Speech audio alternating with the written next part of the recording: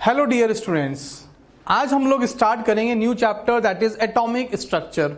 It is a very basic and interesting chapter जिसमें कि हम एटम से रिलेटेड बातें करेंगे, एटम की स्ट्रक्चर की स्टडी करेंगे, सब एटॉमिक पार्टिकल्स की स्टडी करेंगे। हम Rutherford experiment, Thompson model, Bohr's model जो कि बहुत ही इंपॉर्टेंट है, और क्वांटम नंबर जिससे कि हर साल एग्जाम में मिनिमम एक क्वेश्चन जरूर आता है बच्चों। तो let's start chapter atomic structure. Dalton's atomic theory.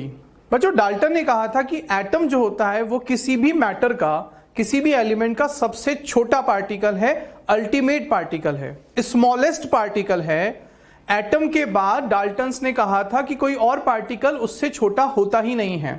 सबसे smallest particle that is indivisible, जिसे फर्दर डिवाइड नहीं किया जा सकता है, smallest ultimate particle, fundamental particle इन्होंने कहा था। इसके आगे और हम पार्टिकल्स को ब्रेक डाउन या डिवाइड नहीं कर सकते, तो एटम इज इनडिविजिबल। तो इन्होंने सबसे इंपॉर्टेंट कहा था बच्चों, क्योंकि एटम एक ग्रीक वर्ड है जिसका मतलब ही है इनडिविजिबल, अल्टीमेट पार्टिकल, जिसे हम फर्दर डिवाइड नहीं कर सकते, सबसे लास्ट, सबसे छोटा पार्टिकल है, ऐसा डाल्टन ने कहा था।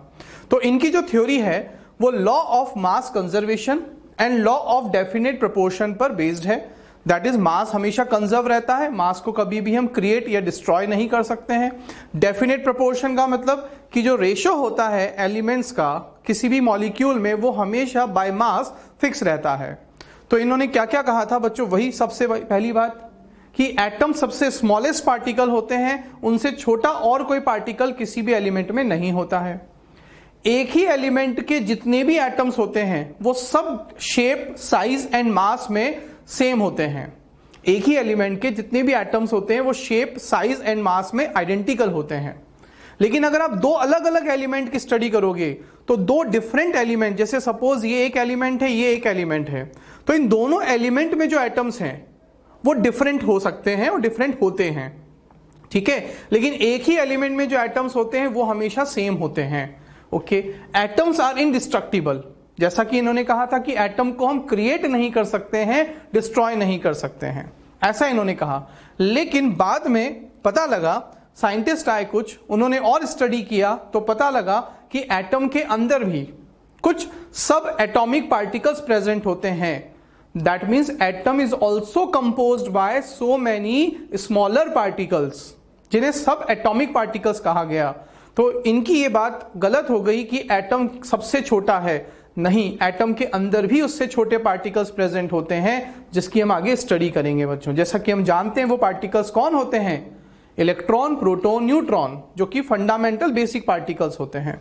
ऐसी आइसोटोप्स की डिस्कवरी हुई, उसके बाद भी बच्चों पता लगा कि नहीं, इनकी थ्योरी जो है, इनका जो कॉन्सेप्ट है वो कहीं ना कहीं वीक रह गया है। ओके, तो उसमें सबसे पहले बच्चों सब एटॉमिक पार्टिकल में हम देखेंगे इलेक्ट्रॉन। इलेक्ट्रॉन को हम देखेंगे कैथोड रे एक्सपेरिमेंट के थ्रू डिस्कवर किया गया था।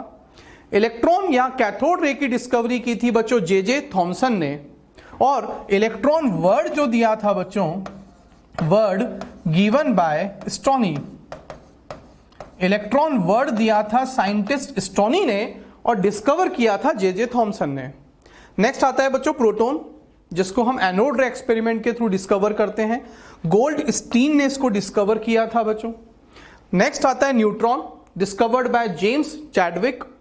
इन्होंने क्या किया था, बेरिलियम की थिन शीट पर क्या किया था, बॉम्बार्डमेंट किया था पार्टिकल्स का। जस्ट लाइक अल्फा पार्टिकल्स को उन्होंने बेरिलियम शीट पे बॉम्बार्ड किया था और उससे उन्हें एक पार्टिकल्स नजर आए थे, दैट इज न्यूट्रॉन, ठीक है।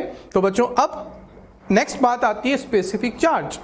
तो अभी हम इलेक्ट्रॉन, प्रोटॉन की डिस्कवरी की बात करेंगे, लेकिन उससे पहले इलेक्ट्रॉन, प्रोटॉन, न्यूट्रॉन की बेसिक कॉन्सेप्ट्स हैं, दैट इज उनका मास, उनका चार्ज, उनका स्पेसिफिक चार्ज, उनकी बेसिक वैल्यूज की बात करेंगे।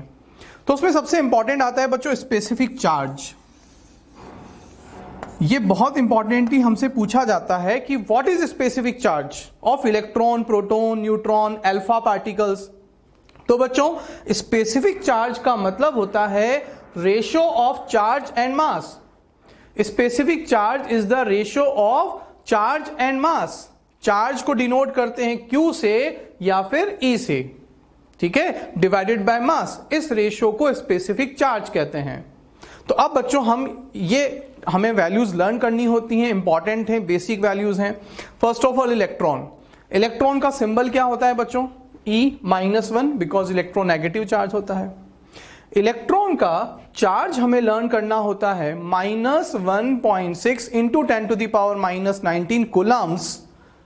इलेक्ट्रॉन का मास हमें लर्न करना होता है बच्चों। जब हमसे पूछा जाएगा what is specific charge of electron, तो बच्चों चार्ज अपॉन मास को जब हम डिवाइड करेंगे तो हमारे पास E/m that is specific charge of electron का मैग्नीट्यूड है बच्चों। ये यहां हम विदाउट साइन बात कर रहे हैं, मॉड की बात कर रहे हैं। तो स्पेसिफिक चार्ज जनरली आपसे बच्चों मैग्नीट्यूड में ही पूछा जाएगा। तो इलेक्ट्रॉन के स्पेसिफिक चार्ज का मैग्नीट्यूड कूलम पर केजी में इतना होता है। ठीक है बच्चों, ये हमें याद होना चाहिए, इंपॉर्टेंट है, कांस्टेंट वैल्यू है ये। ठीक है, नेक्स्ट प्रोटॉन को कैसे रिप्रेजेंट करते हैं बच्चों? 1p1। इलेक्ट्रॉन और प्रोटॉन में चार्ज का डिफरेंस होता है बच्चों, साइन का डिफरेंस होता है, वैल्यू सेम होती है। Electron negative charge, proton positive charge, but value दोनों की सेम होती है।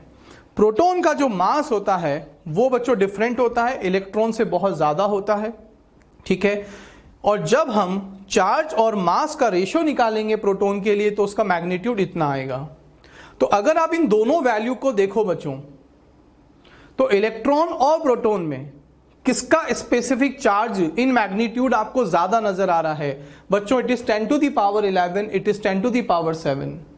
तो ये एक इंपॉर्टेंट क्वेश्चन पूछा जाता है कि इलेक्ट्रॉन और प्रोटॉन में किसका स्पेसिफिक चार्ज ज्यादा होता है? तो बच्चों इलेक्ट्रॉन का स्पेसिफिक चार्ज प्रोटॉन के स्पेसिफिक चार्ज से ज्यादा होता है। ठीक है, नेक्स्ट आता है बच्चों न्यूट्रॉन पे कोई चार्ज नहीं होता है, it is a chargeless particle, इसलिए 0। Neutron is the heaviest fundamental particle. Electron, proton, neutron में न्यूट्रॉन सबसे हैवीएस्ट होता है, जिसका मास थोड़ा सा ज्यादा होता है प्रोटॉन से, बट थोड़ा सा स्लाइटली ज्यादा होता है। यहां 5 है बच्चों, यहां 2 है। हाँ, जब हम क्वेश्चंस करते हैं तो हम प्रोटॉन और न्यूट्रॉन के चार्ज को अप्रोक्सीमेटली इक्वल ले लेते हैं, बट स्लाइटली ये थोड़ा सा ज्यादा होता है। ठीक है, स्पेसिफिक चार्ज बच्चों E/m, चार्ज 0 है तो E/m भी क्या होगा? न्यूट्रॉन का 0 होगा। नेक्स्ट आता है बच्चों अल्फा पार्टिकल। अल्फा पार्टिकल का मीनिंग होता है that is Dabali ionised helium. क्या बोला बच्चों मैंने? डबली आयनाइज्ड हीलियम, मतलब हीलियम के न्यूक्लियस में से आप 2 प्रोटॉन को एज इट इज रहने दो, लेकिन बाहर जो 2 इलेक्ट्रॉन्स रिवॉल्व कर रहे होते हैं, अगर आप उन इलेक्ट्रॉन्स को निकाल दोगे तो जो बचेगा डबली आयनाइज्ड हीलियम, यानी उसके दोनों इलेक्ट्रॉन को हमने निकाल दिया तो जो बचेगा दैट इज अल्फा पार्टिकल। तो इसे बच्चों डबली आयनाइज्ड भी कहते हैं, डबली आयनाइज्ड हीलियम, दैट इज उसके दोनों इलेक्ट्रॉन्स को हमने निकाल दिया और अब जो ये स्पीशीज है दैट इज अल्फा पार्टिकल। ठीक है, अल्फा पार्टिकल का जो बच्चों मास होता है वो 4 और चार्ज जो होता है बच्चों, एटॉमिक नंबर हीलियम का हम जानते हैं 2 होता है। तो प्रोटॉन के चार्ज का जस्ट ट्वाइस होता है, प्रोटॉन के चार्ज का जस्ट ट्वाइस होता है, और इसका जो मास होता है बच्चों वो 4 टाइम्स होता है प्रोटॉन या बोले न्यूट्रॉन के मास से। ठीक है, और जब हम दोनों का रेशियो लेकर आएंगे तो वैल्यू ये आएगी बच्चों, that is specific charge. Clear है बच्चों? इट इज वेरी इंपॉर्टेंट, हमें लर्न होनी चाहिए टेबल, ये सारी values we have to know. Okay, तो अब हम इसमें बात करते हैं नेक्स्ट, मास ऑफ प्रोटॉन और मास ऑफ इलेक्ट्रॉन। जब हम प्रोटॉन और इलेक्ट्रॉन के मास का रेशियो लेके आते हैं तो वो वैल्यू 1837 आती है। जब प्रोटॉन का मास और इलेक्ट्रॉन के मास को डिवाइड किया जाता है तो ये वैल्यू हमें देखने को मिलती है। इससे क्या कंक्लूजन मिल रहा है कि mass of proton is equal to 1837 times mass of electron. मतलब प्रोटॉन का मास इलेक्ट्रॉन के मास से 1837 टाइम्स ज्यादा होता है। मतलब प्रोटॉन का मास इलेक्ट्रॉन के मास से बहुत ज्यादा होता है बच्चों। ठीक है, एक कंपैरिजन हमें पता लगा। प्रोटॉन और न्यूट्रॉन में मैंने कहा था न्यूट्रॉन का मास स्लाइटली ज्यादा होता है, बट अप्रोक्सीमेटली हम दोनों को इक्वल ले लेते हैं, तो बच्चों दोनों अप्रोक्सीमेटली इक्वल होते हैं। तो अब अगर मेरे से इंक्रीजिंग ऑर्डर पूछा जाए इन मास का, तो बच्चों सबसे कम मास किसका होता है? इलेक्ट्रॉन का, उससे ज्यादा प्रोटॉन, और न्यूट्रॉन का अप्रोक्सीमेटली इक्वल, और अल्फा का मास बच्चों सबसे ज्यादा होता है। इन सब में अगर हम देखें तो देखो बच्चों, अल्फा का जो मास है वो 4 टाइम्स है प्रोटॉन और न्यूट्रॉन से भी। तो ऑब्वियस ही बात है, तो अब हम इजीली बोल सकते हैं कि ये हमारे पास इंक्रीजिंग ऑर्डर होगा। ठीक है बच्चों, क्लियर है? Okay, arrange the following in decreasing order of their specific charge. हमसे बच्चों इलेक्ट्रॉन, प्रोटॉन, न्यूट्रॉन, अल्फा का स्पेसिफिक चार्ज का इंक्रीजिंग ऑर्डर पूछा है। तो इस क्वेश्चन को करने का बहुत इजी मेथड क्या है वो मैं आपको समझाता हूं बच्चों। देखो कैसे करेंगे। ये बच्चों इलेक्ट्रॉन, प्रोटॉन, अल्फा, न्यूट्रॉन, हमें स्पेसिफिक चार्ज मतलब E/m फाइंड आउट करना है। ठीक है, इलेक्ट्रॉन के चार्ज को हम 1 यूनिट लेकर चलते हैं बच्चों। कितना यूनिट? 1 यूनिट। इलेक्ट्रॉन का मास बच्चों अभी अभी हमने पढ़ा था कि प्रोटॉन का मास और इलेक्ट्रॉन के मास में ये डिफरेंस होता है। हम 1837 को अप्रोक्सीमेटली कितना ले लेंगे? 1840। वैसे तो बच्चों जब डिवाइड करते हैं तो 1837 आता है, पर इसको अप्रोक्सीमेटली कितना ले लिया जाता है? 1840। ठीक है, तो अब बच्चों मैं यहां से इजीली देख सकता हूं कि इलेक्ट्रॉन का जो मास है वो प्रोटॉन के मास का 1840 है। तो बच्चों हमने इस वैल्यू को यहां पे रखा है। ठीक है, हमने क्या किया है? प्रोटॉन के मास को 1 यूनिट ले लिया है। हमने प्रोटॉन के मास को 1 यूनिट से रिप्रेजेंट किया, तो ये हो गया 1840। ठीक है, प्रोटॉन का चार्ज और इलेक्ट्रॉन का चार्ज बच्चों सेम होता है, बस साइन का डिफरेंस होता है। अभी हम मैग्नीट्यूड की बात कर रहे हैं बाय डिफॉल्ट, ध्यान रखिएगा आप यहां पर, हम यहां साइन की बात नहीं कर रहे हैं। ठीक है, प्रोटॉन के चार्ज को मैंने प्रोटॉन के चार्ज और इलेक्ट्रॉन के मास को 1 यूनिट लेकर सॉल्व कर रहा हूं बच्चों में। ठीक है, तो प्रोटॉन के मास को मैंने 1 यूनिट लिया है, इसीलिए मैंने बच्चों यहां 1 लिखा था। ठीक है, ताकि हम इजीली कंपेयर कर सकें। अल्फा का चार्ज हमने पढ़ा था ट्वाइस होता है प्रोटॉन के चार्ज का। तो प्रोटॉन का चार्ज 1 यूनिट है, तो अल्फा का चार्ज ट्वाइस हो जाएगा, ट्वाइस। और मास 4 टाइम्स होता है, तो डिवाइडेड बाय 4। न्यूट्रॉन का बच्चों चार्ज 0, तो जब हम यहां पुट करेंगे तो ये 0 आएगा। तो अब अगर आप इंक्रीजिंग ऑर्डर देखोगे तो सबसे ज्यादा बच्चों किसका हुआ? E/m, इलेक्ट्रॉन का, फिर प्रोटॉन, फिर अल्फा और न्यूट्रॉन। ठीक है बच्चों, हम इस क्वेश्चन को ऐसे भी कर सकते थे कि हम जानते हैं इलेक्ट्रॉन का मास सबसे कम होता है, तो इलेक्ट्रॉन का मास सबसे कम, तो उसका E/m सबसे ज्यादा। हम ऐसे भी कर सकते थे बिना वैल्यू के भी डायरेक्ट, कि जिसका मास मिनिमम उसका E/m मैक्सिमम। न्यूट्रॉन का चार्ज ही 0, तो E/m 0, इसलिए सबसे पीछे। और अल्फा का मास प्रोटॉन के मास से ज्यादा होता है। जब मास ज्यादा होगा तो ऑब्वियस ही बात है E/m कम होगा।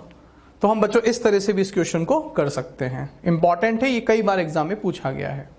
एक और देखते हैं बच्चों, arrange the following in increasing order of their specific charge. E/m निकालना है बच्चों हमको। सबसे पहले हाइड्रोजन पे चार्ज कितना? +1, और मास कितना होता है? 1। हीलियम का चार्ज 1, मास कितना होता है? 4। हीलियम +2, इसी को तो अल्फा कहते हैं बच्चों, इसी को अल्फा पार्टिकल कहा जाता है बच्चों, हीलियम +2 को ही। ठीक है, तो इसका charge 2, mass 4। Deuterium isotope of hydrogen, इसका चार्ज 1 और इसका मास होता है 2। लिथियम का चार्ज 1 और मास होता है 7।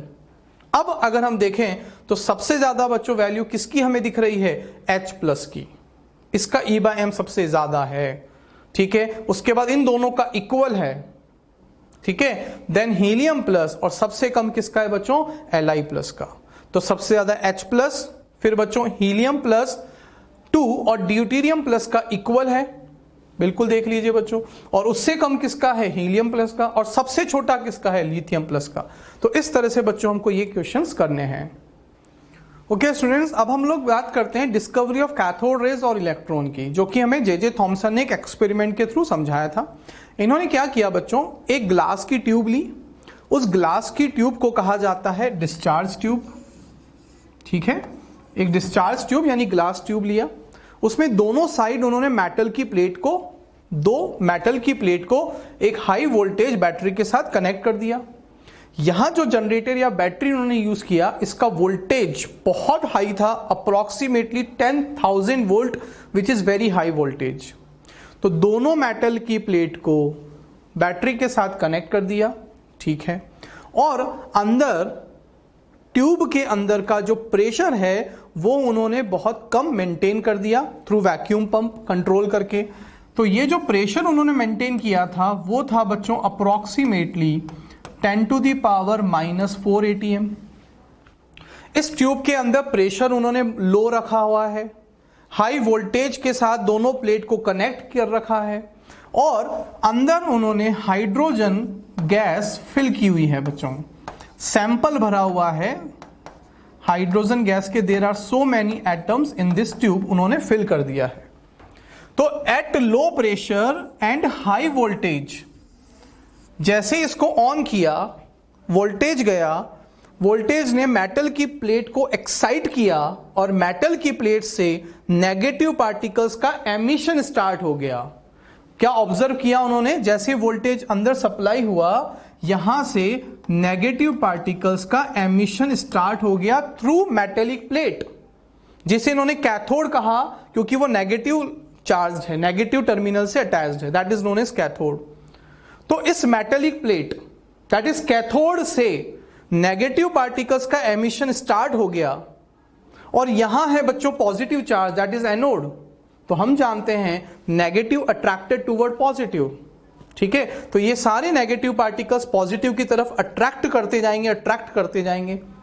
ठीक है, लेकिन अब जब ये नेगेटिव पार्टिकल्स इधर ट्रैवल करेंगे तो बीच में कौन भरी हुई है बच्चों, गैस।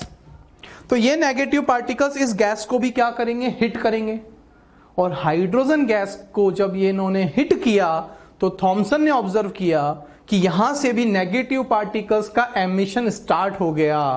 कौन से पार्टिकल्स का बच्चों, यहां से भी नेगेटिव पार्टिकल्स का एमिशन स्टार्ट होने लग गया।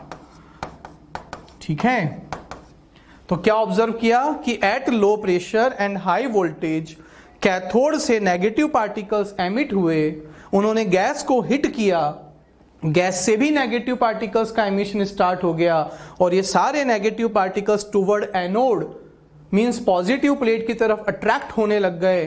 तो बच्चों इन सब ने मिलकर एक रेज बना लिया, इस तरह से एक रे फॉर्म हो गई।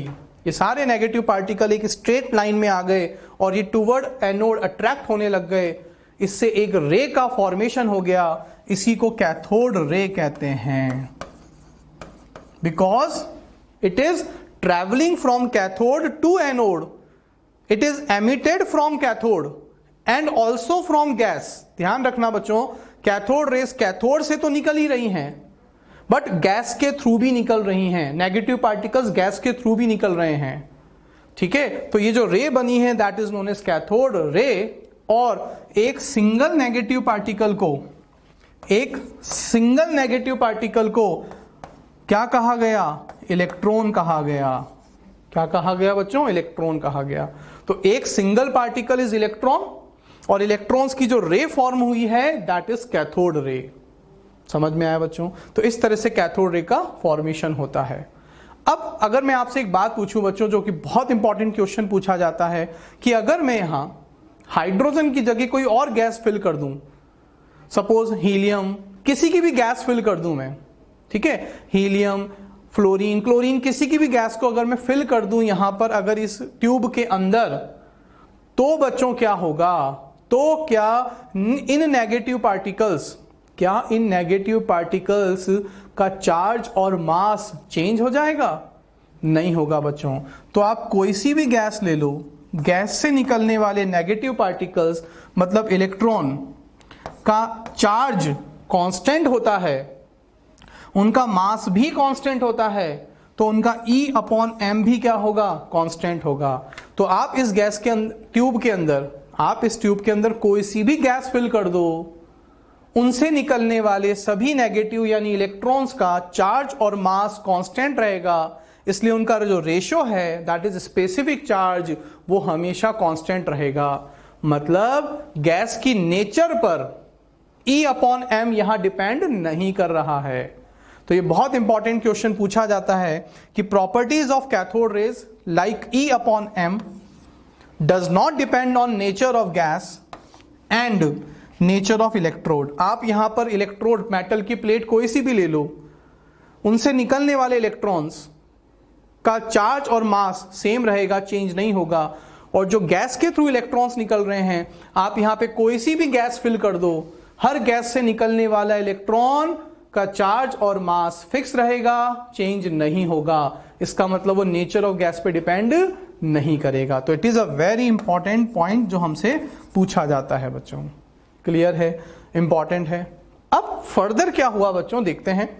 नाउ अगर हम देखें तो कैथोड जो रेज हैं वो इस तरह से बच्चों जा रही हैं टुवर्ड एनोड।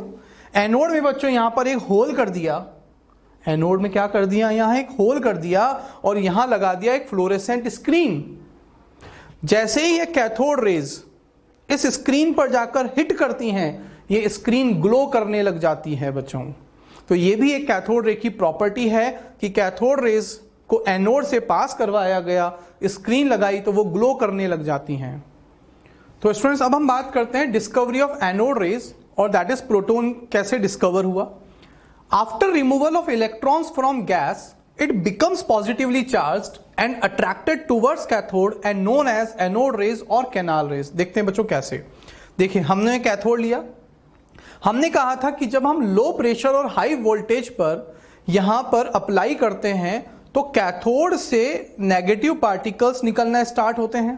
ठीक है, इस बार हमने कैथोड को इस साइड ले लिया है और एनोड को इस साइड ले लिया है, उससे कंफ्यूज नहीं होना है बच्चों हमको। ठीक है, तो कैथोड से नेगेटिव पार्टिकल्स निकलते हैं और जो गैस होती है वो नेगेटिव पार्टिकल्स गैस को हिट करते हैं और इस गैस से भी नेगेटिव पार्टिकल्स निकलते हैं, जिससे कैथोड रे बनती है and it is attracted towards anode. ये हमने पढ़ा था कैथोड रे में। तो हुआ क्या बच्चों कि जैसे ही यहां ये जो हमने हाइड्रोजन गैस ले रखी है, हुआ क्या, कैथोड से नेगेटिव पार्टिकल आए, उस कैथोड ने इस हाइड्रोजन को क्या किया, कैथोड से निकलने वाले नेगेटिव पार्टिकल ने इस हाइड्रोजन को हिट किया। इस हाइड्रोजन से क्या निकल कर गया, इलेक्ट्रॉन।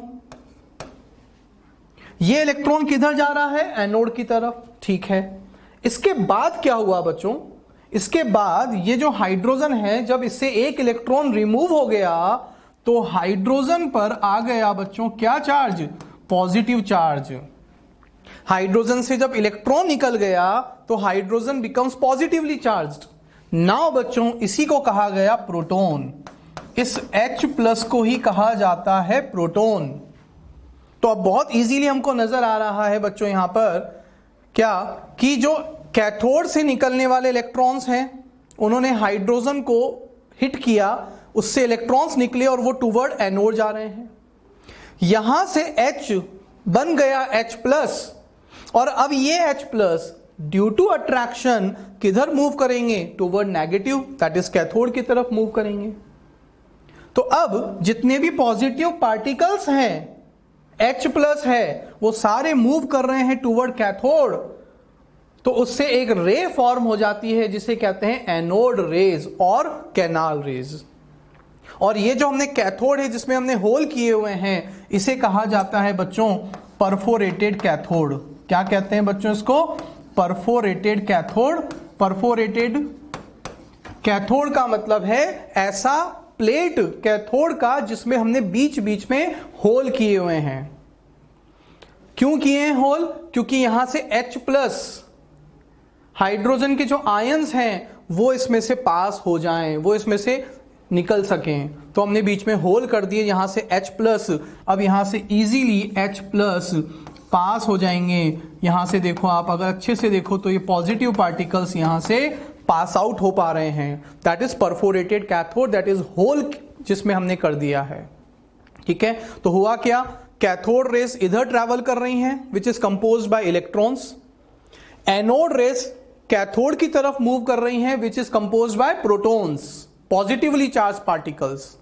ठीक है, यहां तक समझ में आया बच्चों। अब अगर आपसे मैं क्वेश्चन वापस से पूछूं कि मैं अगर इसमें हाइड्रोजन की जगह अब कोई और गैस ले लूं तो E/m जो एनोड रेस का जो E/m है वो चेंज हो जाएगा, सेम रहेगा। तो बच्चों अगर आप देखोगे यहां जो ये H+ हैं वो मूव कर रहे हैं।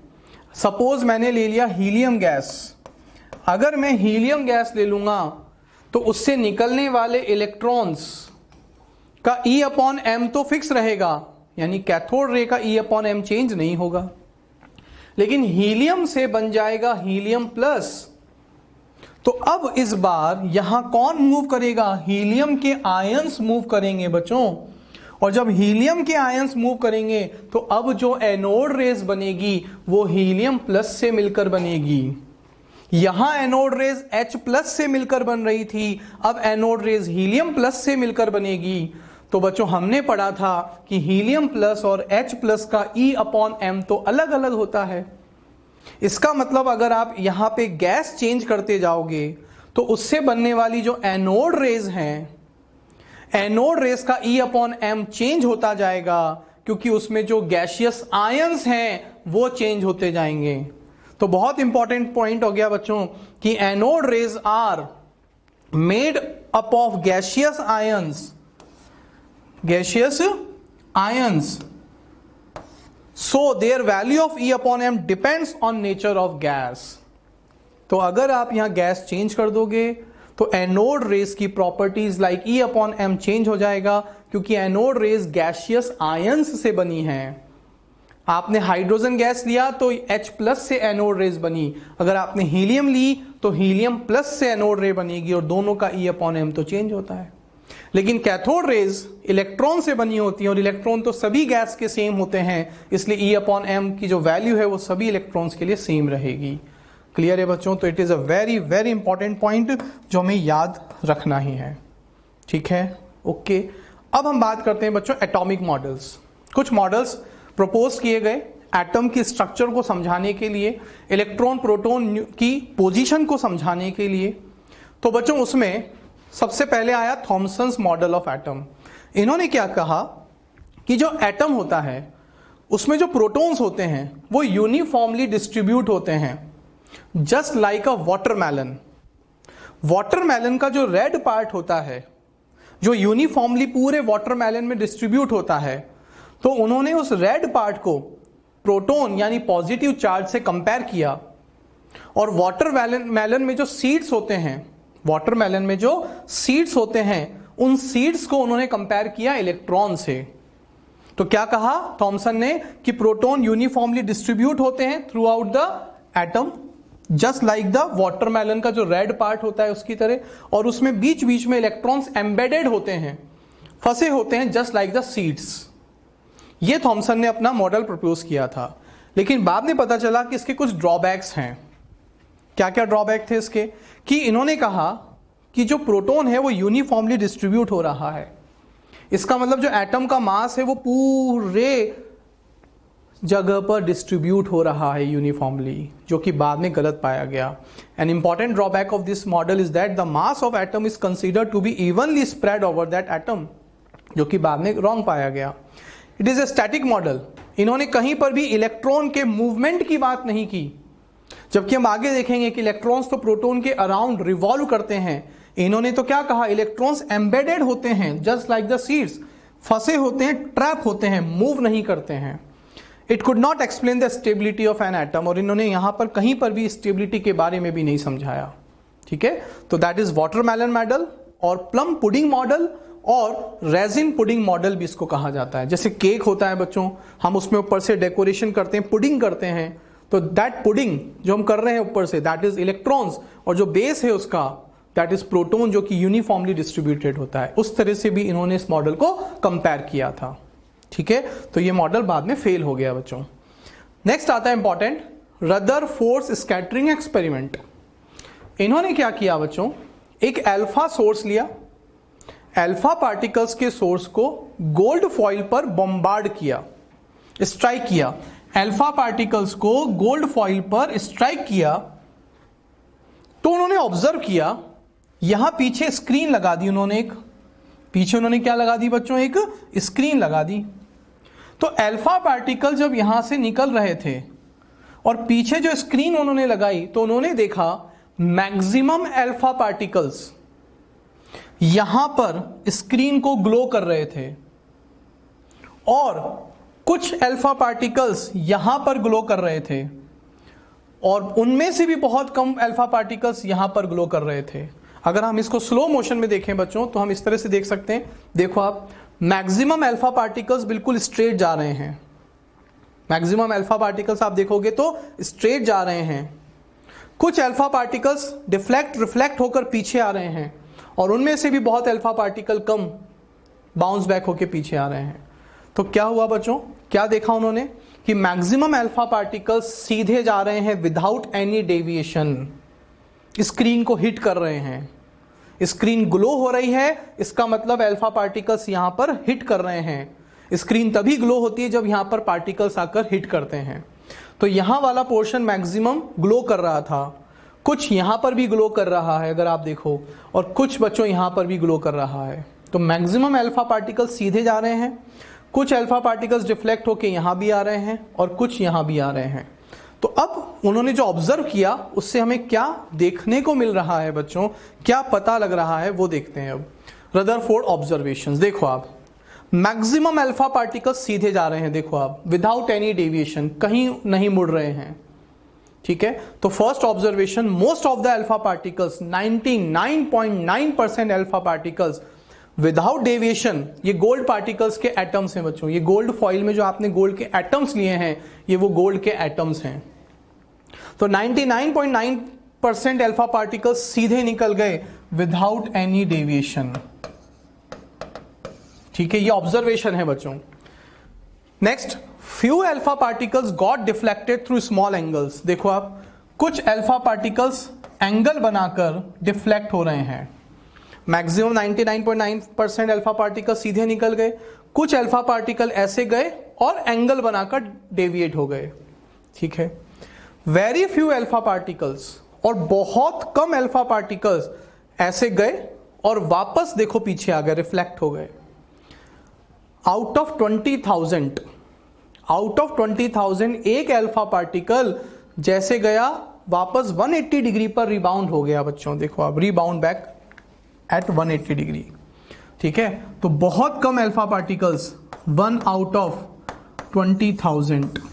तो क्या ऑब्जर्वेशन है बच्चों, 99.9% अल्फा पार्टिकल्स सीधे निकल गए, कुछ अल्फा पार्टिकल्स एंगल बनाकर डेविएट हो गए, देखो कुछ अल्फा पार्टिकल्स एंगल बनाकर डेविएट हो गए, बहुत कम 20,000 में से एक अल्फा पार्टिकल 180 डिग्री पर रिबाउंड हो गया। दैट इज द बच्चों ऑब्जर्वेशन। अब इसका कंक्लूजन क्या रहा, following conclusions were drawn from the above observations. सबसे पहले बच्चों, जैसा कि हमने कहा, अल्फा पार्टिकल्स 99.9% अल्फा पार्टिकल्स सीधे निकल गए। उससे क्या पता लगा कि very large empty space with in the atom, that is most of the part of atom is empty. इसका मतलब आपने एक एटम लिया, 99.9% अल्फा पार्टिकल्स सीधे निकलते जा रहे हैं, मतलब उनको बीच में कोई रोकने वाला या रिपेल करने वाला नहीं है। इसका मतलब एटम का इतना ज्यादा स्पेस वैकेंट है, एम्प्टी है, तभी तो इतने सारे अल्फा पार्टिकल्स सीधे निकल गए, उनको बीच में कोई रोकने वाला नहीं है, कोई रिपेल करने वाला नहीं है, इसलिए वो सीधे निकल गए। इसका कंक्लूजन कि एटम में 99.9% यानी बहुत ज्यादा परसेंट स्पेस एम्प्टी रहता है, वैकेंट रहता है, ये कंक्लूजन हुआ बच्चों। Since few of the alpha particles were deflected from their original path through small angles, it was concluded that whole of the positive charge is concentrated in a very small region known as nucleus present at the center of the atom। देखो बच्चों, alpha particles इस तरह से जा रहे थे, ठीक है, इस तरह से जा रहे थे, 99.9% अल्फा पार्टिकल सीधे निकल गए, most of the alpha particle सीधे निकल गए, मतलब यहां बीच में कोई रोकने वाला नहीं है, यानी इतना सारा स्पेस एम्प्टी है।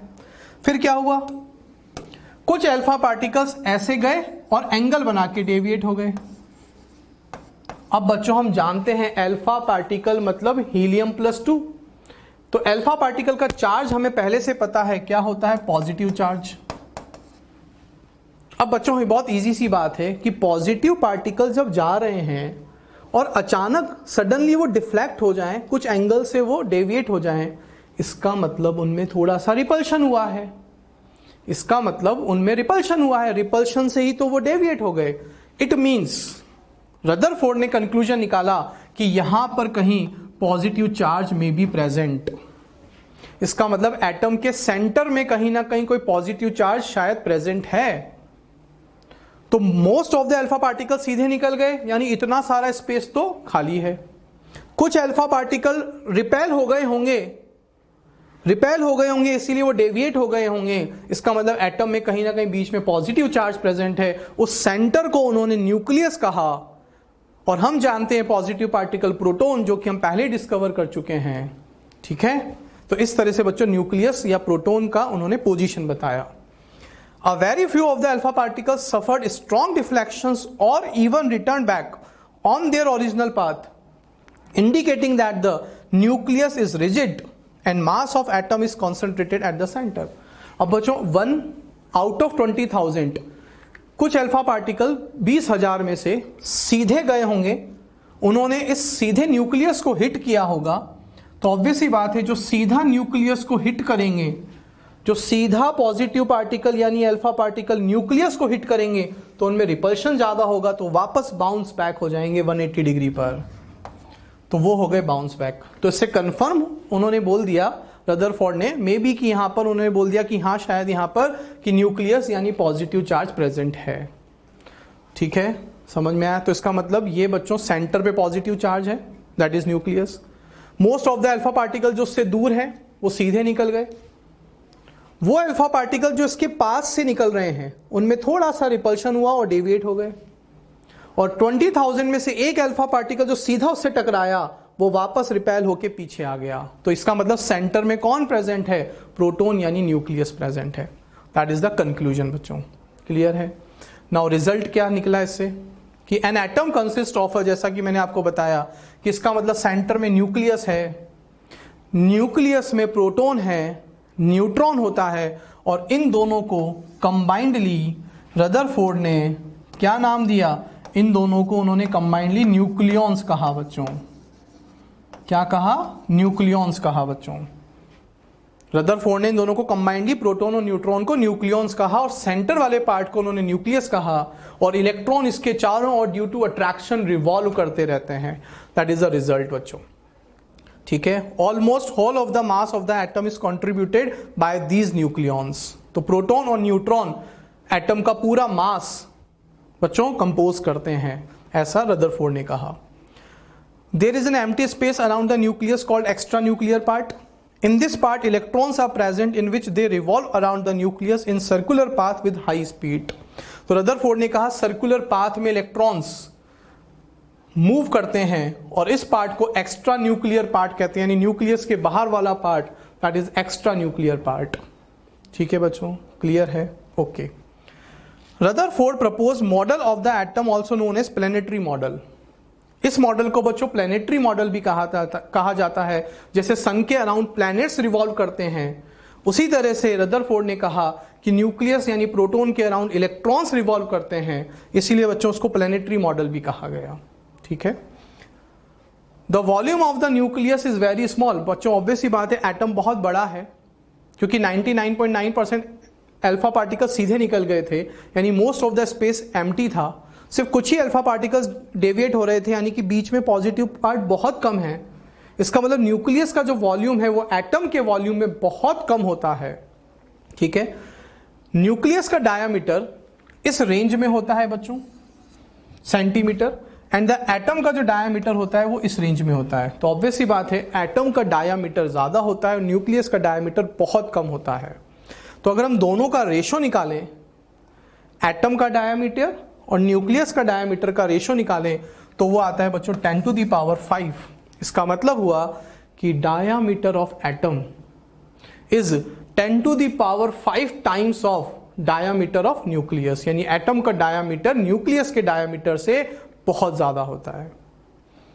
इसी को अगर हम वॉल्यूम के केस में बात करें बच्चों, volume of the atom upon volume of the nucleus, तो 10⁻⁻8 का होल क्यूब 10⁻13 का होल क्यूब, इसको सॉल्व करेंगे तो बच्चों आएगा 10⁻15।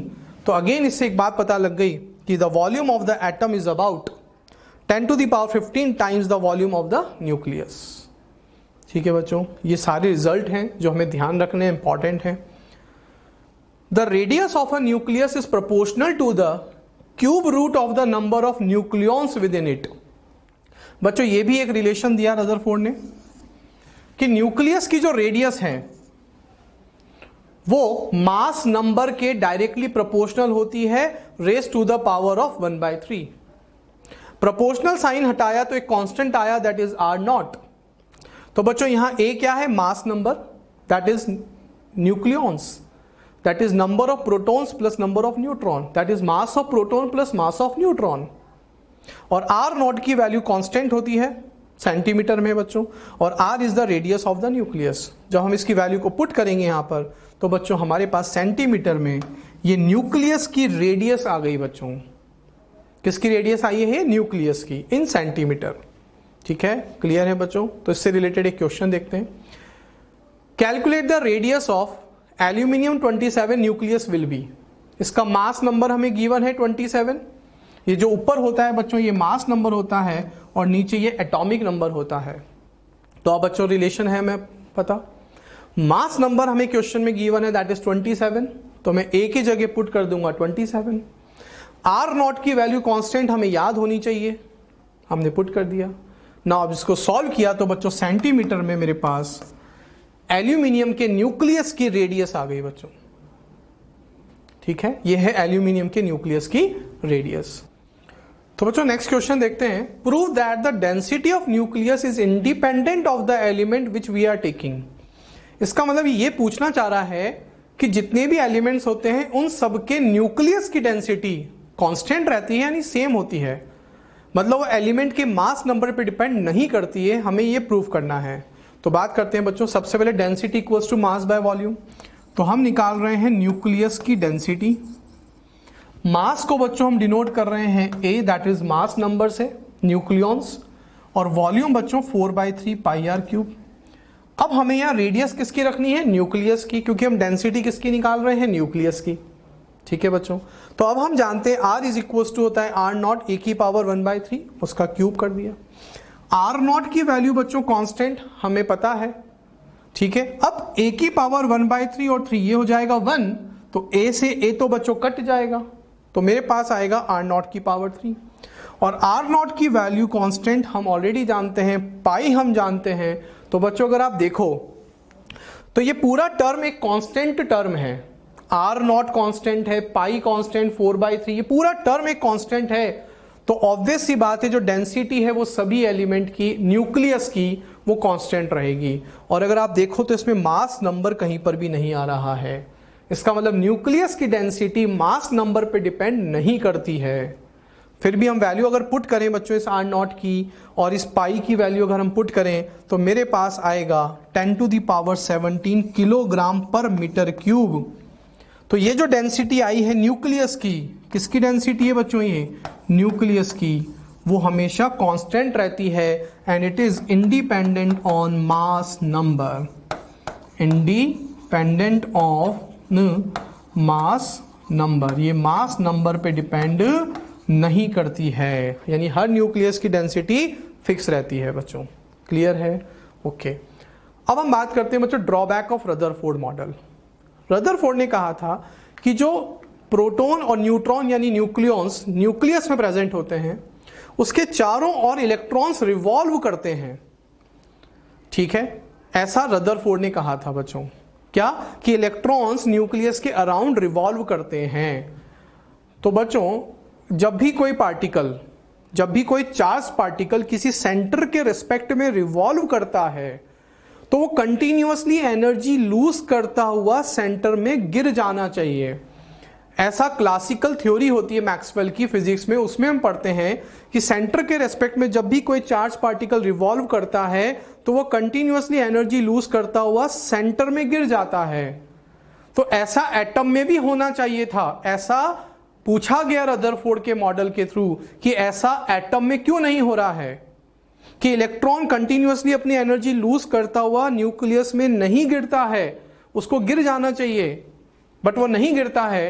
तो ये बात रदरफोर्ड एक्सप्लेन नहीं कर पाए, तो ये उनका ड्रॉबैक हुआ बच्चों। क्या कि जो इलेक्ट्रॉन है वो कंटिन्यूअसली एनर्जी लूज करता हुआ न्यूक्लियस में गिर जाना चाहिए, like this the electron should fall on the nucleus. लेकिन बच्चा ऐसा नहीं होता है, एटम्स स्टेबल होते हैं। ऐसा अगर होता भी होगा तो बहुत रेयर ऑफ रेयरेस्ट होता होगा, बिल्कुल नेग्लिजिबल के बराबर किसी एक एटम में अगर होता होगा तो, बट ऑलमोस्ट ऐसा नहीं होता है क्योंकि एटम स्टेबल होते हैं। क्योंकि अगर इलेक्ट्रॉन ऐसा घूमते घूमते गिर गया तो इसका मतलब एटम स्टेबल नहीं होगा। तो इस बात को रदरफोर्ड एक्सप्लेन नहीं कर पाए बच्चों। और दूसरी बात, if the electrons loose energy continuously, अगर इलेक्ट्रॉन्स कंटिन्यूअसली अपनी एनर्जी लूज करता रहा तो जो स्पेक्ट्रम हमें मिलेगा वो भी बच्चों कंटिन्यूअस मिलेगा। लेकिन हम आगे पढ़ेंगे, लेकिन जो ऑब्जर्व प्रैक्टिकली स्पेक्ट्रम देखा गया है वो कंटिन्यूअस नहीं होता है। एटम का जो स्पेक्ट्रम होता है वो कंटिन्यूअस नहीं होता है, ऐसा हम बाद में देखेंगे बच्चों। तो इसका मतलब रदरफोर्ड इस बात को नहीं समझा पाए। This theory could not explain stability of atom. According to Maxwell, electron lose its energy continuously in the form of electromagnetic radiation. As a result of this, the electron should lose energy at every turn and move closer and closer to the nucleus following a spiral path. The ultimate result will be that it will fall into the nucleus, thereby making the atom unstable. तो Maxwell के according electron continuously energy lose करता जा रहा है, जैसे जैसे वो nucleus के पास आता जा रहा है उसकी एनर्जी और लूज होती जा रही है और वो न्यूक्लियस में गिर जाना चाहिए। लेकिन ऐसा नहीं होता है क्योंकि एटम तो स्टेबल होते हैं। तो ये इनका बहुत बड़ा इंपॉर्टेंट ड्रॉबैक था बच्चों। क्लियर है? तो इसको हम आगे देखेंगे बच्चों। अब आगे बात करते हैं हम atomic number and mass number.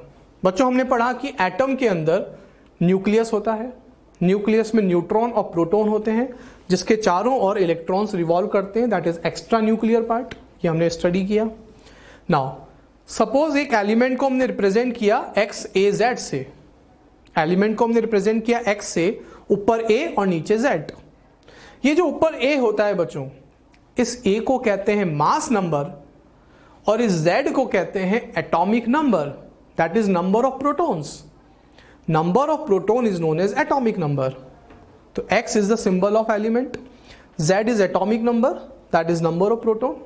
और अगर एलिमेंट न्यूट्रल है तो उसमें प्रोटॉन और इलेक्ट्रॉन का नंबर इक्वल होगा, क्योंकि हमने पढ़ा था प्रोटॉन और इलेक्ट्रॉन का चार्ज इक्वल होता है, बस साइन अपोजिट होता है। ठीक है? तो इलेक्ट्रिकली न्यूट्रल अगर एटम है तो उसमें प्रोटॉन इलेक्ट्रॉन का जो नंबर है वो इक्वल होगा। ठीक है? In case of a charge species, लेकिन अगर मान लो कोई स्पीसीज चार्ज्ड है, कोई एलिमेंट चार्ज्ड है, तो उसका नंबर ऑफ प्रोटॉन तो उतना ही रहेगा, लेकिन नंबर ऑफ इलेक्ट्रॉन हो जाएगा बच्चों Z minus charge on species. जैसे कि मैं बात करूं Al+3, मैं आपसे पूछूं कि बताइए इसका एटॉमिक नंबर क्या है, तो बच्चों इसका जो नंबर ऑफ प्रोटॉन होगा वही इसका एटॉमिक नंबर होगा। तो बच्चों एल्यूमिनियम का अगर मैं एटॉमिक नंबर आपसे पूछूं तो कितना होता है 13। तो इसमें नंबर ऑफ प्रोटॉन्स भी कितने हैं 13। बच्चों +3 का मतलब क्या है? +3 का मतलब है कि 3 इलेक्ट्रॉन्स उसने लूज कर दिए। 3 इलेक्ट्रॉन लूज किए हैं, प्रोटॉन नहीं लूज होते हैं बच्चों कभी भी। प्रोटॉन का नंबर कभी चेंज नहीं होता है, इलेक्ट्रॉन लूज होते हैं या फिर इलेक्ट्रॉन ही एक्सेप्ट होते हैं। तो अब इसमें इलेक्ट्रॉन्स होने तो चाहिए थे 13, लेकिन 3 इलेक्ट्रॉन इसने लूज कर दिए, तो हो जाएगा बच्चों कितना, दैट इज 10। तो हमने इलेक्ट्रॉन का नंबर कैसे निकाला, that is atomic number minus charge on species.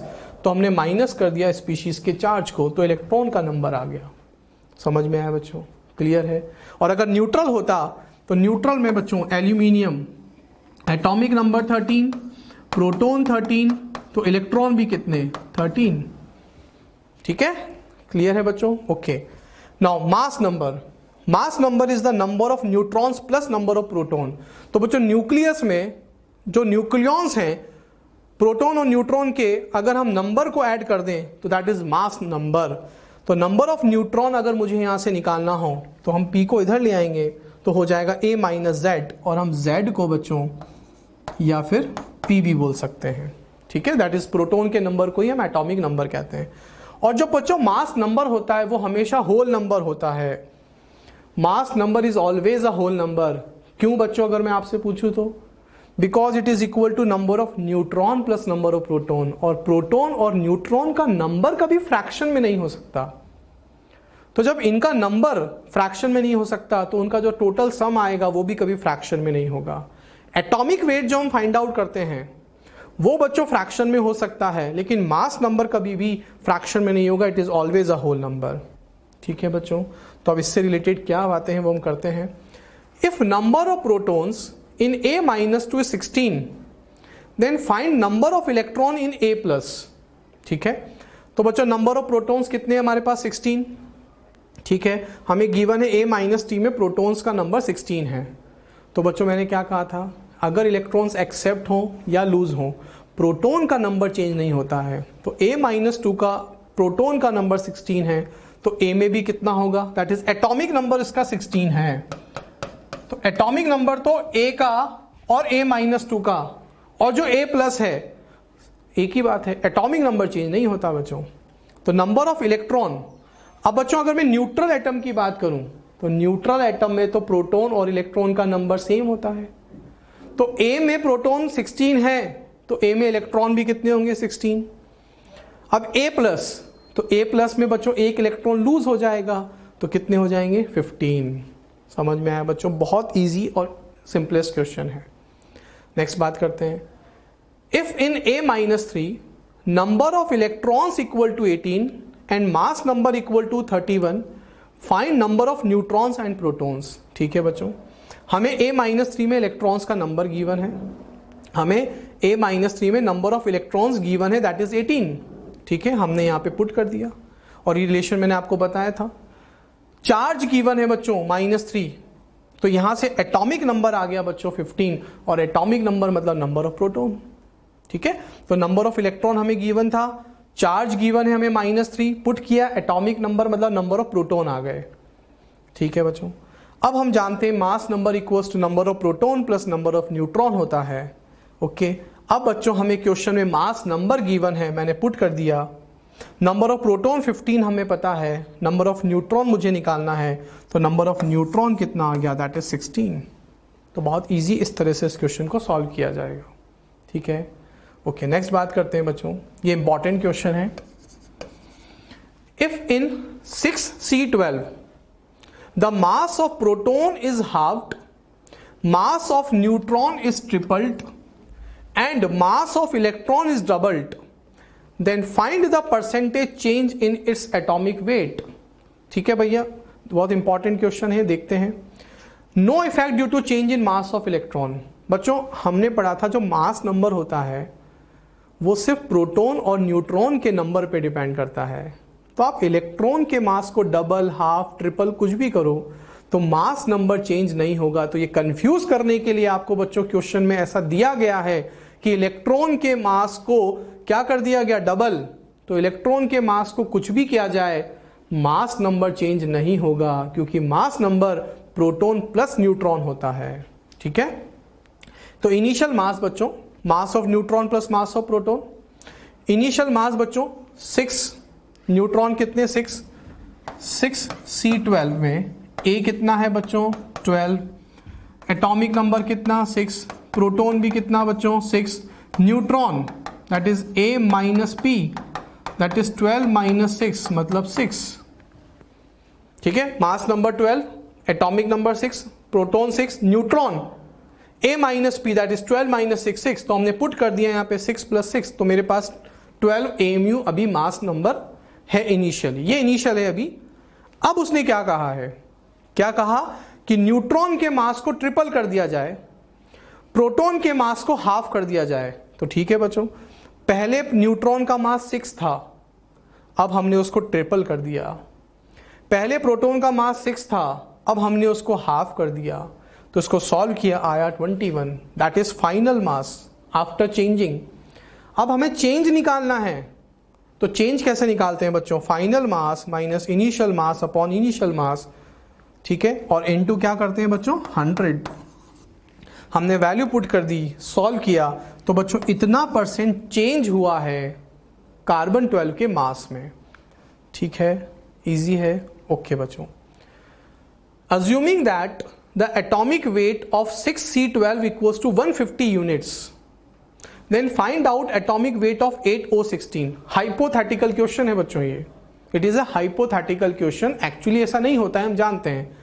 वो बोल रहा है कि मान लो कि कार्बन 12 का जो एटॉमिक वेट है वो 150 यूनिट्स है, मान लेते हैं, तो बताना है ऑक्सीजन 16 का एटॉमिक वेट कितना हो जाएगा। कार्बन 12 का अगर एटॉमिक वेट 150 यूनिट अगर आप अज्यूम कर लेते हो, तो इसको रेफरेंस मान के ऑक्सीजन 16 का मास कितना हो जाएगा। तो देखते हैं बच्चों, हमें गिवन है कि जब 12 AMU है, भाई जब कार्बन 12 AMU है तो 150 यूनिट उसका मास है, तो 1 AMU के लिए कितना हो जाएगा 150/12 यूनिट्स। क्योंकि बच्चों जब हम मोल कॉन्सेप्ट पढ़ते हैं तो हम उसमें पढ़ते हैं कि किसी भी एटम का मास AMU से कितना हैवियर है, उसी को उसका एटॉमिक वेट कहते हैं। तो बच्चों हम इसीलिए पहले 1 AMU का पता कर रहे हैं कि 1 AMU का यूनिट कितना है, फिर हम उसी से तो रेफरेंस करेंगे बच्चों। तो 12 AMU के लिए 150 यूनिट है, तो 1 AMU के लिए इतना हो जाएगा। तो हमसे पूछा है ऑक्सीजन 16 के लिए कितना होगा, तो बच्चों 16 AMU के लिए कितना हो जाएगा, मल्टीप्लाई 16, इसको सॉल्व करेंगे आएगा 200 यूनिट्स। तो जब 12 AMU है तो 150, तो 1 के लिए इतना, तो 16 के लिए कितना, multiply 16, that is unitary method हमने यूज किया। तो इस तरह से इस क्वेश्चन को सॉल्व करना है बच्चों, समझ में आया, ओके। ओके स्टूडेंट्स, नेक्स्ट बात आते हैं, सम इंपॉर्टेंट डेफिनेशंस करते हैं अब हम, जो कि बहुत इजी और बहुत सिंपलेस्ट डेफिनेशंस हैं। Isotopes, they are atoms of a given element which have the same atomic number but different in their mass number. जैसे देखते हैं बच्चों, ये कार्बन के 3 आइसोटोप्स हैं, तीनों का एटॉमिक नंबर सेम है बट मास नंबर डिफरेंट है। ये है बच्चों ऑक्सीजन के आइसोटोप, तीनों का एटॉमिक नंबर सेम है, that means number of proton same है लेकिन मास नंबर डिफरेंट है। ये है बच्चों हाइड्रोजन के आइसोटोप, प्रोटियम, ड्यूटेरियम, ट्रिटियम, तीनों का एटॉमिक नंबर सेम है बट तीनों का मास नंबर डिफरेंट है। और बच्चों इसको कैपिटल D से भी डिनोट करते हैं और इसको कैपिटल T से भी डिनोट करते हैं, ठीक है। अब बच्चों आइसोटोप्स इन तीनों के अलग हैं, इन तीनों में, और इसके 3 आइसोटोप्स हैं, तो इन तीनों का मास नंबर अलग, इन तीनों का मास नंबर अलग, इन तीनों का मास नंबर अलग। तो अब ऐसे केस में बच्चों हम average atomic weight find out करते हैं एलिमेंट का। अब यहां पर 3 अलग अलग मास नंबर मिल रहे हैं, तो अगर मैं आपसे पूछूं कार्बन का एटॉमिक वेट क्या है, तो इसलिए बच्चों मुझे इन तीनों का एवरेज लेना होगा। और एवरेज एटॉमिक वेट का फॉर्मूला होता है W1x1 plus W2x2 plus W3x3 divided by x1 plus x2 plus x3। अब यहां W1, W2, W3 क्या है, W1, W2, W3 are the mass number of isotopes, और x1, x2, x3 है इनका परसेंटेज एबंडेंस। नेचर में ये किस रेशो में, किस परसेंटेज में पाए जाते हैं, that is the x1, x2 and x3। तो ये है बच्चों मास नंबर ऑफ आइसोटोप्स। ये क्या है बच्चों, परसेंटेज या पॉसिबिलिटी या प्रोबेबिलिटी या ratio of occurrence in nature, कि नेचर में ये किस रेशो में अकर कर रहे हैं, किस पॉसिबिलिटी में ये अकर कर रहे हैं, दैट रेशो बच्चों। तो एक एग्जांपल के थ्रू इसको समझते हैं। ये बच्चों क्लोरीन के 2 आइसोटोप हैं, ठीक है, दोनों का मास नंबर अलग है लेकिन एटॉमिक नंबर दोनों का सेम है, दैट इज 17। हमें क्वेश्चन में बच्चों गिवन है प्रोबेबिलिटी 75%, 25%। ये बच्चों हमें या तो क्वेश्चन में गिवन होगी या कुछ ना कुछ हिंट हमें जरूर गिवन होगा। हम एक एग्जांपल के थ्रू समझ रहे हैं इस रिलेशन को, ठीक है। तो Cl35 एंड Cl37 नेचर में 3:1 रेशियो में पाए जाते हैं। तो बच्चों इसका ये हो गया x1 और ये हो गया इसका x2। तो मास नंबर ऑफ फर्स्ट आइसोटोप 35, इसका x1 हो गया 3, W2 हो गया 37 और x2 हो गया बच्चों 1। x1 प्लस x2 सॉल्व किया, that is the 35.5, that is the average atomic weight of chlorine. तो देखो बच्चों, जो एटॉमिक मास है, जो एवरेज एटॉमिक मास है वो फ्रैक्शन में हो सकता है, लेकिन मास नंबर कभी फ्रैक्शन में नहीं हो सकता है। ठीक है, तो अब इसको हम एक क्वेश्चन के थ्रू और समझते हैं। An element M has 3 isotope, M के 3 आइसोटोप गिवन है, तीनों का मास नंबर गिवन है और तीनों का परसेंटेज अकरेंस हमें गिवन है। हमें एवरेज एटॉमिक वेट निकालना है। तो बहुत इजी फॉर्मूला बेस्ड बच्चों, हमें तीनों का मास नंबर गिवन है, हमने पुट कर दिया।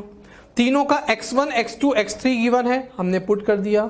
सॉल्व किया, मेरे पास बच्चों यहां से एवरेज एटॉमिक वेट आ गया इस एलिमेंट M का। तो बिल्कुल easy formula based question. Okay, एक और क्वेश्चन देखते हैं। Average atomic weight of an element Y हमें गिवन है। इस बार हमें एवरेज एटॉमिक वेट गिवन है if it exists in the form of 2 isotopes 40Y and 42Y, then find their percentage occurrence in nature। इस बार बच्चों हमसे x1 x2 की value पूछी गई है, एवरेज एटॉमिक वेट गिवन है, दोनों का मास नंबर गिवन है। तो कैसे करेंगे बच्चों, देखते हैं। ये हमारा फॉर्मूला, एवरेज एटॉमिक वेट हमें गिवन है। अब W1 मुझे गिवन है क्वेश्चन में 40, x1 मुझे गिवन नहीं है, उसको मैंने लेट कर लिया x। तो बच्चों x1 plus x2 equals to होता है 100। हमेशा बच्चों परसेंटेज जो टोटल होता है वो 100% होता है। मैंने क्या किया बच्चों, इस x2 की वैल्यू मुझे लानी थी, तो मैंने क्या किया, x2 को लिख दिया 100 माइनस x, x1 को मैंने लेट कर लिया x, मैंने x1 को x मान लिया। तो मुझे x2 फाइंड आउट करना था, तो मैंने उसको लिख दिया बच्चों 100 माइनस x। तो x2 की जगह रख दिया 100 माइनस x, x1 की जगह रख दिया x, और दोनों का जो सम है परसेंटेज का वो 100% के इक्वल होता है। परसेंटेज का सम बच्चों हमेशा टोटल 100% ही होता है।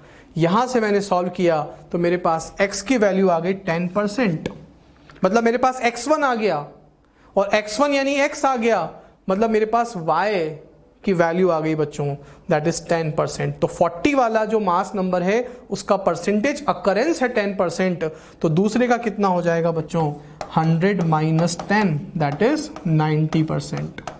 तो बहुत इजी क्वेश्चन है ये, इस तरह से बच्चों में इसको सॉल्व करना है। ठीक है, नेक्स्ट देखते हैं बच्चों आइसोबार्स।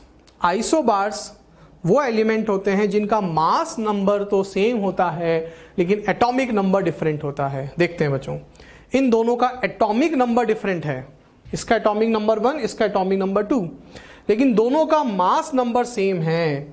तो जब दोनों का मास नंबर सेम, तो इन दोनों को कहेंगे आइसोबार्स।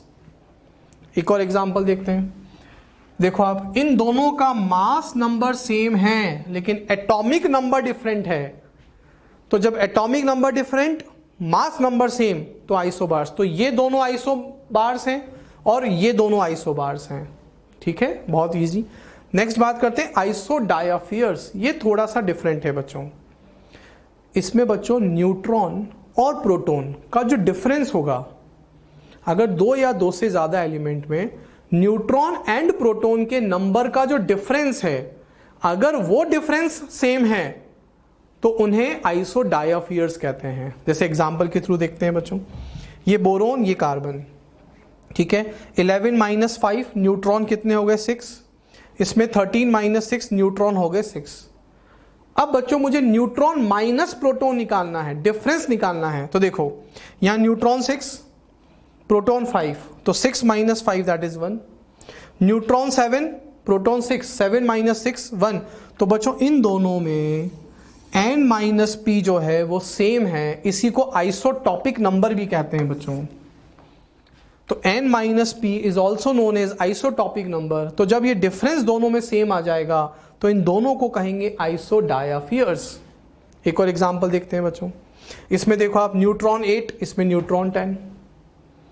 यहां n माइनस p, 8 माइनस 7 1, यहां भी बच्चों 10 माइनस 9 दैट इज 1।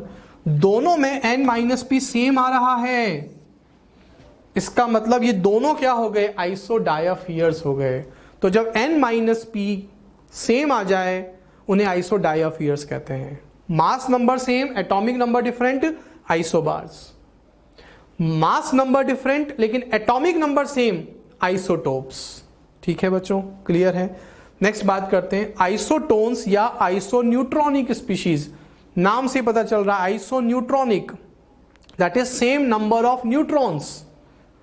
तो अब बच्चों देखते हैं, देखो यहां न्यूट्रॉन्स कितने हैं 2, यहां भी न्यूट्रॉन्स कितने हैं 2, दोनों में नंबर ऑफ न्यूट्रॉन सेम, तो आइसोन्यूट्रॉनिक।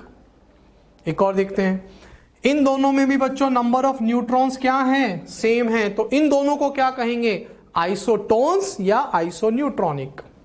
ठीक है, बिल्कुल इजी। आइसोस्टर्स ये थोड़ा डिफरेंट है बच्चों। They are the molecules which have the same number of atoms and electrons. दो या दो से ज्यादा स्पीशीज में अगर एटम्स का नंबर भी सेम हो और इलेक्ट्रॉन्स का नंबर भी सेम हो तो उन्हें क्या कहते हैं, आइसोस्टर्स कहते हैं। देखते हैं बच्चों, ये है CO2, it is nitrous oxide, laughing gas. It is nitrous oxide which is also known as laughing gas. इसमें एटम्स कितने हैं बच्चों, 2 + 1 3, इसमें भी 2 + 1 3, तो एटम्स का नंबर दोनों में सेम है। अब अगर इलेक्ट्रॉन्स का नंबर भी सेम हो जाए तो हम इन दोनों को कहेंगे आइसोस्टर्स। देखते हैं बच्चों, कार्बन का नंबर ऑफ न्यूट्रॉन इलेक्ट्रॉन्स 6, एक ऑक्सीजन का 8, तो 2 का 2 × 8 22, एक नाइट्रोजन का 7, तो 2 का 2 से इनटू कर दिया, एक ऑक्सीजन का 8। तो देखो बच्चों, दोनों में इलेक्ट्रॉन्स का नंबर भी सेम है, एटम्स का नंबर भी सेम है, तो बच्चों दोनों ही नंबर सेम होने चाहिए। ऐसा नहीं कि एटम का नंबर सेम हो जाए इलेक्ट्रॉन का ना हो, नहीं, एटम और इलेक्ट्रॉन, इसमें दोनों एटम्स के नंबर सेम, इसमें भी इलेक्ट्रॉन्स का नंबर सेम, तो इन दोनों को क्या कहेंगे, आइसोस्टर्स कहेंगे। ये जरूरी है, दोनों का ही नंबर सेम होना चाहिए। एक और एग्जांपल देखते हैं, बेंजीन। बच्चों हम जानते हैं बेंजीन का फॉर्मूला होता है C6H6। एक होता है बच्चों इनऑर्गेनिक बेंजीन, जिसको बोराजोल या बोराजीन भी कहते हैं। इसका फॉर्मूला होता है B3N3H6। तो दोनों में एटम्स का नंबर 12 सेम है। अगर इलेक्ट्रॉन्स का नंबर भी सेम हो जाएगा तो हम इन दोनों को आइसोस्टर्स कहेंगे। और जब इनमें इलेक्ट्रॉन्स का नंबर निकालेंगे बच्चों, तो इलेक्ट्रॉन्स का नंबर भी दोनों में सेम आ गया, तो इन दोनों को कहेंगे आइसोस्टर्स और इन दोनों को भी कहेंगे आइसोस्टर्स। क्लियर है बच्चों, समझ में आया। Iso electronic species, again name से पता चल रहा है सेम नंबर ऑफ इलेक्ट्रॉन्स। देखते हैं बच्चों, क्लोरीन ये है बच्चों Cl-, तो 17 + 1 -1 मतलब एक इलेक्ट्रॉन एक्सेप्ट कर लिया उसने, तो टोटल कितने इलेक्ट्रॉन हो गए 18, और आर्गन के पास तो 18 होते हैं, तो इन दोनों को कहेंगे बच्चों आइसो इलेक्ट्रॉनिक। नेक्स्ट देखते हैं, H2O में बच्चों 2 + 8 10, 7 + 3 10, दोनों में इलेक्ट्रॉन्स के नंबर सेम, तो इन दोनों को क्या कहेंगे, आइसो इलेक्ट्रॉनिक। और देखते हैं बच्चों, इसमें देखो बच्चों टोटल 32, इसमें देखो बच्चों टोटल 32, तो दोनों में इलेक्ट्रॉन्स का नंबर सेम, तो इन दोनों को क्या कहेंगे, आइसो इलेक्ट्रॉनिक। तो सेम टोटल इलेक्ट्रॉन्स का नंबर ऐड करना है बच्चों में। अगर इलेक्ट्रॉन्स का नंबर सेम आ गया तो हम उन स्पीशीज को आइसो इलेक्ट्रॉनिक स्पीशीज कहेंगे। क्लियर है बच्चों, समझ में आया, इंपॉर्टेंट है, याद रखना है हमको।